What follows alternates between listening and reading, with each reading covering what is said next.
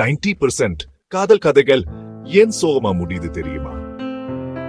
இந்த காதல் பரிவாங்கல் கதையில என்ன ஆச்சுன்னு பாருங்க. அர்ஜுன் ஒரு பையன், அவன் மனசு மீறா திருடிட்டா. அவங்களோட காதல் ஒரு கனவு மாதிரி, நிறைய ஆசைகள் சத்தியங்கள் எல்லாம் இருந்துச்சு. ஆனா ஒரு நாள் மீரா திடீர்னு யாருக்கும் தெரியாம போயிட்டா.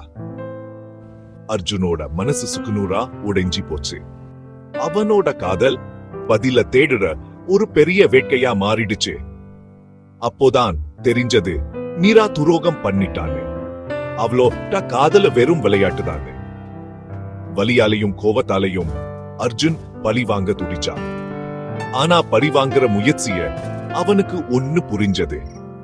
பழி வாங்குறதுனா அவனோட உடைஞ்ச மனசு ஆறாதுன்னு. காதலும் பழிவாங்கலும் ஒரு நாணயத்தோட ரெண்டு பக்கம் மாதிரி. சில சமயம் நமக்குள்ள நடக்குற போராட்டம் தான் ரொம்ப கஷ்டமானது. காதலுக்காக நீங்க எவ்வளவு தூரம் போவீங்க?